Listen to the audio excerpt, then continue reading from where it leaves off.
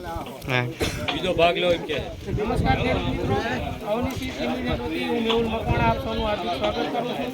આજે આપણે field visit માટે રાયસંગપર ગામે જે આવેલા છીએ, તો આ અવનીનો પ્લોટ જોવા માટે જે ખેડૂતો આવ્યા છે, તો એ ખેડૂતોના આના વિશે કેવો પ્રતિભાવ જે છે એમની પાસેથી સાંભળ્યું। તમારું નામ?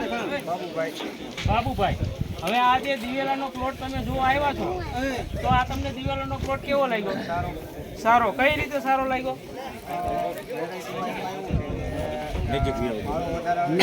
માળો વધારે આવે છે, હા, અને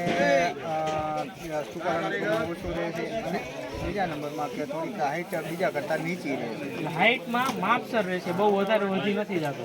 પછી આખા પ્લોટમાં તમને કે સુકારો દેખાણો? સુકારા સામે પ્રતિકારક જાત છે કે સુકારો નથી, ફૂલિયો ક્યાંય દેખાય છે? આખા ફૂલિયાનું પ્રમાણ હાવ ઓછું રહેશે। પછી માળ જે છે એ આછી રહે છે, ભરાવદાર થાય છે, માળો બધી ભરાવદાર થાય છે। તો બીજા ખેડૂતો જે છે દિવેલા વાવતા હોય એને તમને ભલામણ કરી શકો કે આ જાત વવાય? ચોક્કસ ચોક્કસ। ઓકે, ધન્યવાદ, આભાર તમારો।